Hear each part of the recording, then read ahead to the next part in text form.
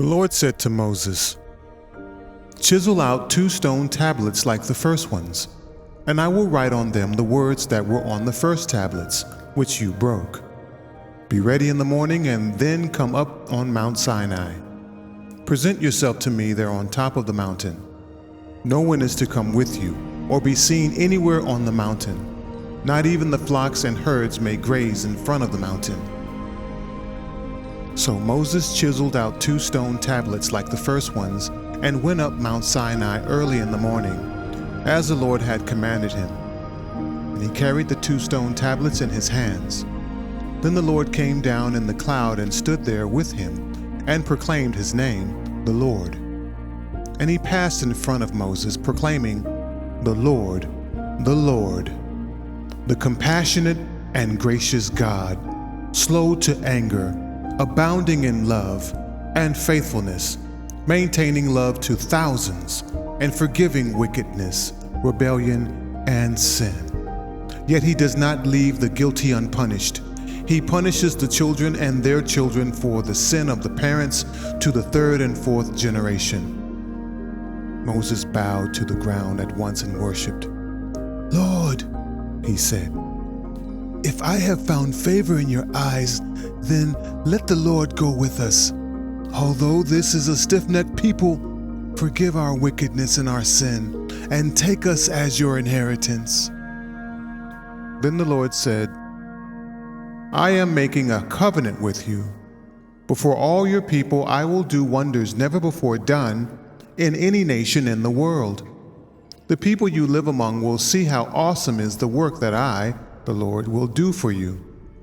Obey what I command you today. I will drive out before you the Amorites, Canaanites, Hittites, Perizzites, Hivites, and Jebusites. Be careful not to make a treaty with those who live in the land where you are going, or they will be a snare among you. Break down their altars, smash their sacred stones, and cut down their Asherah poles. Do not worship any other god, for the Lord, whose name is jealous, is a jealous God. Be careful not to make a treaty with those who live in the land, for when they prostitute themselves to their gods and sacrifice to them, they will invite you, and you will eat their sacrifices. And when you choose some of their daughters as wives for your sons, and their daughters prostitute themselves to their gods, they will lead your sons to do the same. Do not make any idols. Celebrate the festival of unleavened bread. For 7 days eat bread made without yeast, as I commanded you. Do this at the appointed time in the month of Aviv, for in that month you came out of Egypt. The first offspring of every womb belongs to me, including all the firstborn males of your livestock, whether from herd or flock. Redeem the firstborn donkey with a lamb. But if you do not redeem it, break its neck. Redeem all your firstborn sons. No one is to appear before me empty-handed. 6 days you shall labor, but on the 7th day you shall rest. Even during the plowing season and harvest you must rest. Celebrate the festival of weeks with the first fruits of the wheat harvest, and the festival of ingathering at the turn of the year. 3 times a year all your men are to appear before the sovereign Lord, the God of Israel. I will drive out nations before you and enlarge your territory.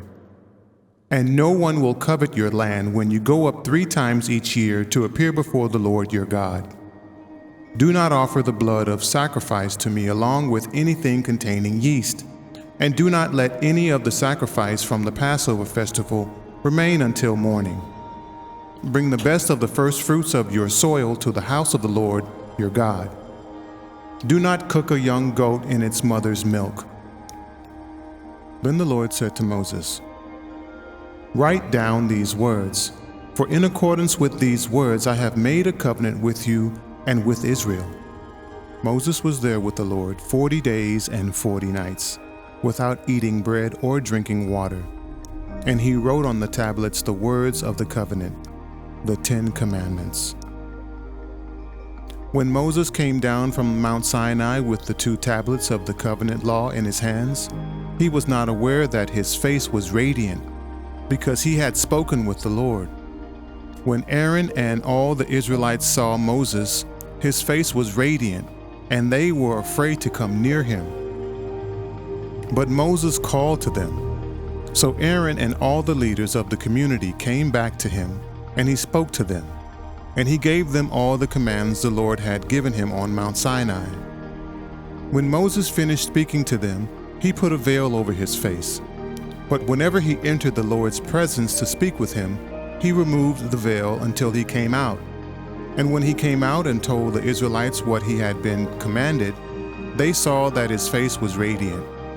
Then Moses would put the veil back over his face until he went in to speak with the Lord.